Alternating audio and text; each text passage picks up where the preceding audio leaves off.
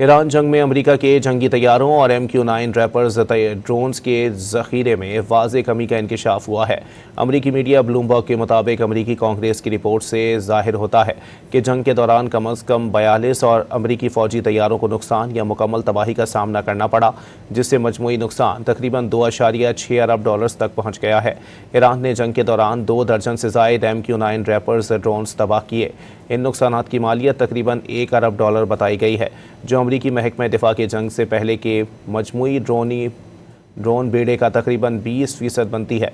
Bloomberg report में कहा गया है कि इन ड्रोन्स में से कई को ईरानी फ़िज़ाई दिफाई निज़ाम ने परवाज़ के दौरान मार गिराया, जबकि कुछ ज़मीन पर मिसाइल हमलों में तबाह हुए या ऑपरेशनल हादसात में नाकारा हुए।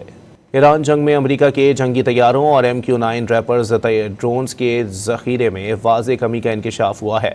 अमेरिकी मीडिया ब्लूमबर्ग के मुताबिक अमेरिकी कांग्रेस की रिपोर्ट से जाहिर होता है कि जंग के दौरान कम अज़ कम 42 और अमेरिकी फ़ौजी तैयारों को नुकसान या मुकम्मल तबाही का सामना करना पड़ा, जिससे मजमूई नुकसान तकरीबन 2.6 अरब डॉलर्स तक पहुँच गया है।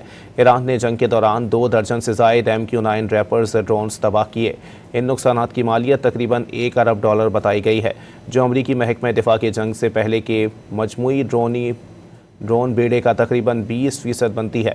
ब्लूमबर्ग रिपोर्ट में कहा गया है कि इन ड्रोन्स में से कई को ईरानी फ़िज़ाई दिफाई निज़ाम ने परवाज़ के दौरान मार गिराया, जबकि कुछ ज़मीन पर मिसाइल हमलों में तबाह हुए या ऑपरेशनल हादसात में नाकारा हुए।